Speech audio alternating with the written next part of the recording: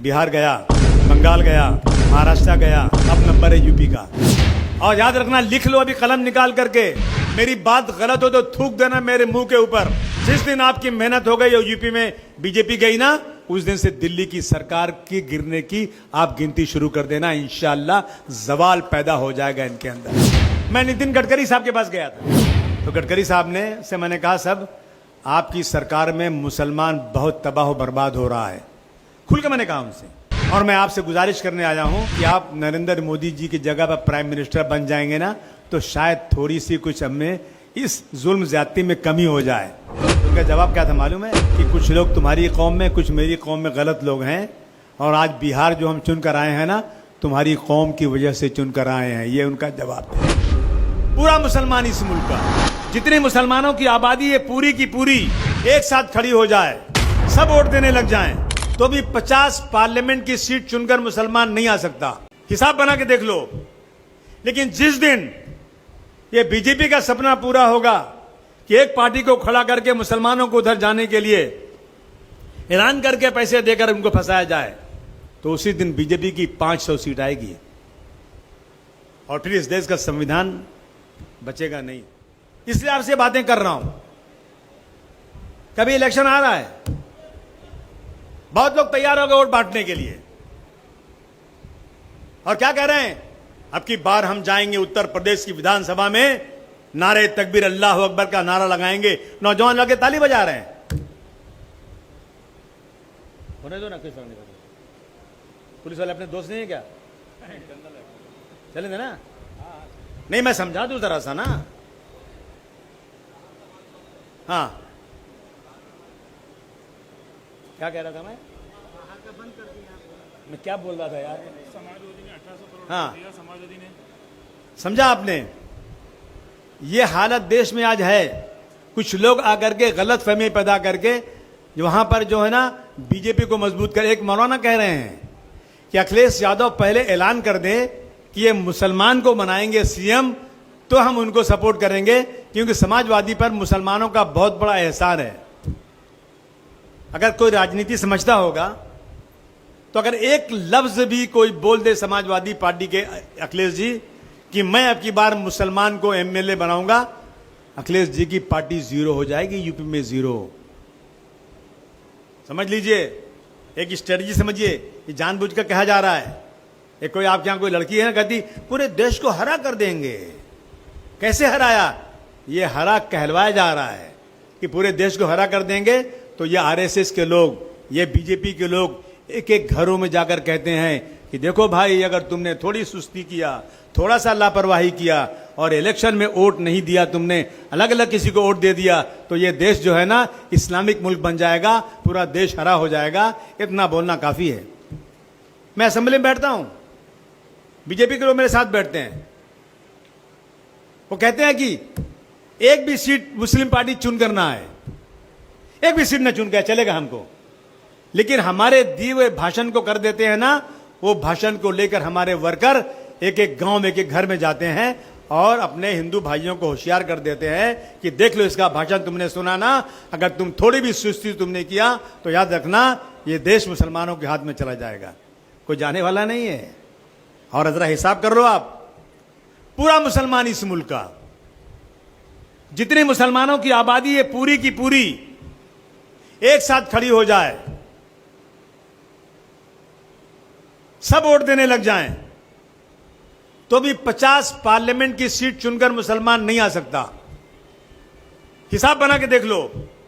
लेकिन जिस दिन ये बीजेपी का सपना पूरा होगा कि एक पार्टी को खड़ा करके मुसलमानों को उधर जाने के लिए ऐलान करके पैसे देकर उनको फंसाया जाए, तो उसी दिन बीजेपी की 500 सीट आएगी, और फिर इस देश का संविधान बचेगा नहीं।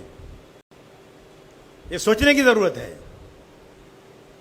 हमें किसी के फंसाने में, किसी के भाषण पे आया अगर हम ना, तो याद रखिए आने वाला दिन बहुत खराब है यार। वो तो अल्लाह मालिक है, जो होगा देख लेंगे। लेकिन मौलाना अली मियां नदवी साहब ने खुलकर कहा था, लिखा था उन्होंने, बहुत दूरअंदेश आदमी थे, बहुत बड़े आलिम थे, लिखा था उन्होंने इस देश का पूरा मुसलमान 5 वक्त का बाजमात नमाजी बन जाए, इस देश का पूरा मुसलमान तहज्जुद गुजार बन जाए, तो भी अगर उसके अंदर सियासी शऊर नहीं आया तो याद रखना है मुसलमानों, इस देश में 5 वक्त नमाज पढ़ना भी मुश्किल हो जाएगा। हो रहा है कि नहीं हो रहा है? आज बोलिए, हो रहा है कि नहीं हो रहा है? और हम सोए रहेंगे क्या? वो कौम जिसने अंग्रेजों को यहां से भगा दिया, वो कौम क्या, ये जो बैठे हैं गद्दार, इनको भगाने की ताकत नहीं रखती? रखती है। और उत्तर प्रदेश में रोजाना हमारी मस्जिदें मिस्मार की जा रही, शहीद की जा रही है। हो रहा है कि नहीं हो रहा है? जामे मस्जिद, बड़ी मस्जिद, दरगाह सब तोड़ी जा रही है और हम लोग चुपचाप तमाशा देख रहे हैं। शरीयत को रोज गाली नौजुबिल्लाह दी जा रही है, हम लोग कुछ नहीं कर पा रहे हैं।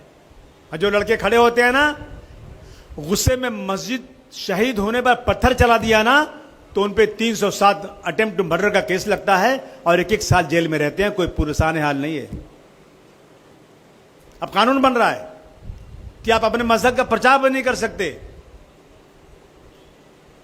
अब कानून बन रहा है, अपनी शरीयत पे चल भी नहीं सकते आप। आ रहा है ये अपना यूसीसी आएगा, इसी असेंबली में कई जगह पास हो चुका है।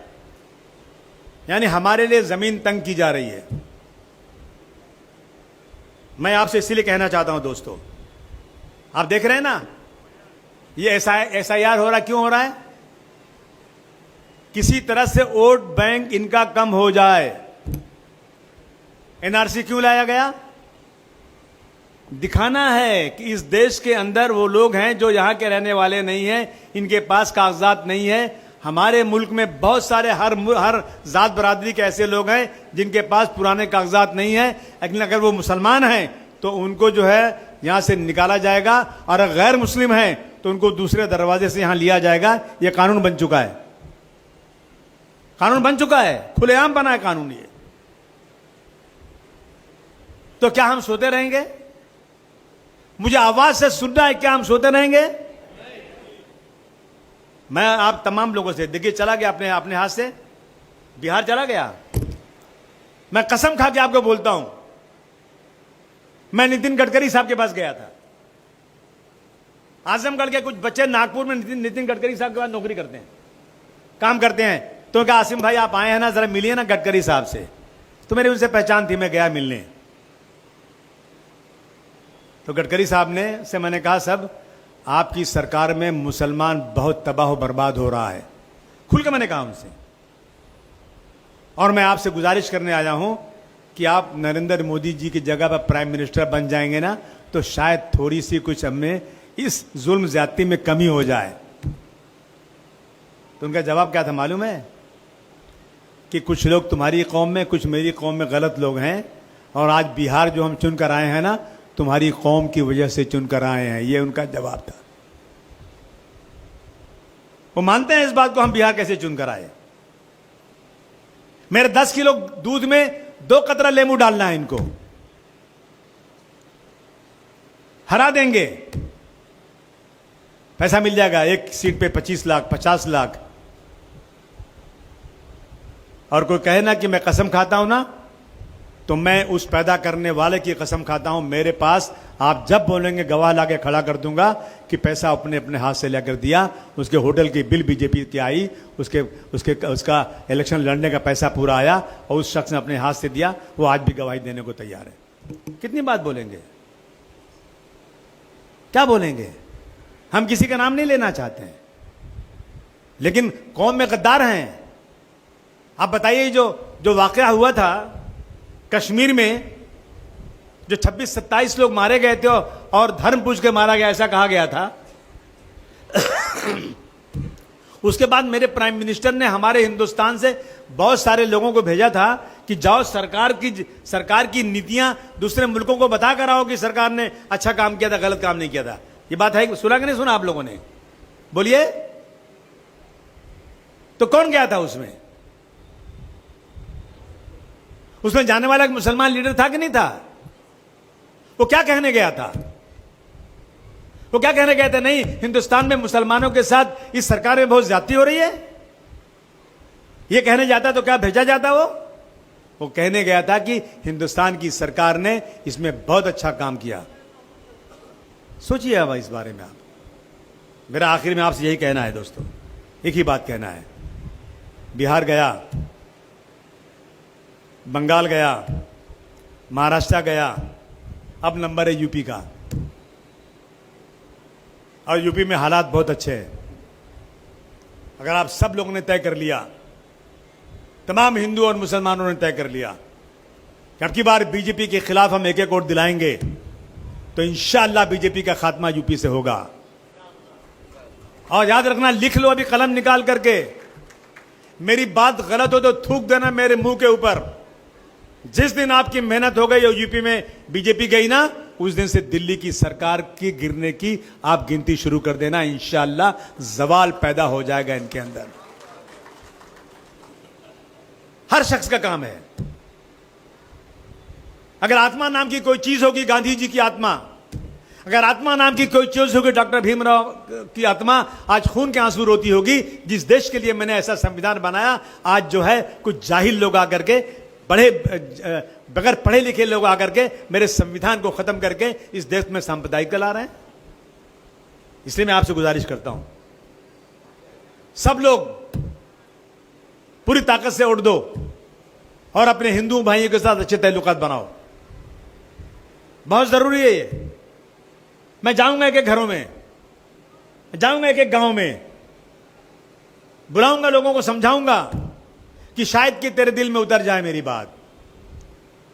मुझे इस देश से नफरत को खत्म करना है, भाईचारगी को बढ़ाना है। इसलिए मैं सुबह शाम भाग रहा हूं। और मैं फिर एक बार शब्बीर भाई का शुक्रिया अदा करना चाहता हूं। ये एक मर्द मिला मुझे अभी, और ये बिकेगा नहीं पक्का। अरे पहले वाला तो ऐसा, अभी क्या बोलूं मैं यार। हाँ, कसम से बिल्कुल सही आपने बोला। मैं बोलूंगा तो बोलेंगे आसिम भाई बड़ा गलत गलत बोलते हैं। अच्छे लोग मिले हैं। देखिए, अल्लाह ताला ने हुक्म दिया है ना, हुकूकुल्लाह हुकूकुल इबाद, बराबर है। दो चीज का हुक्म है, हुकूकुल्लाह हुकूकुल इबाद। हुकूकुल्लाह क्या है? नमाज पढ़ो, रोजा रखो, हज दो, ज़कात दो, और उसके बाद अच्छा काम करो। और हुकूकुल इबाद, पब्लिक का की खिदमत करो।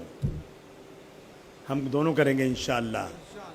हुकूकुल्लाह भी करेंगे, हुकूकुल इबाद भी करेंगे इंशाअल्लाह। और याद रखना, हम डरने वाले लोग नहीं हैं।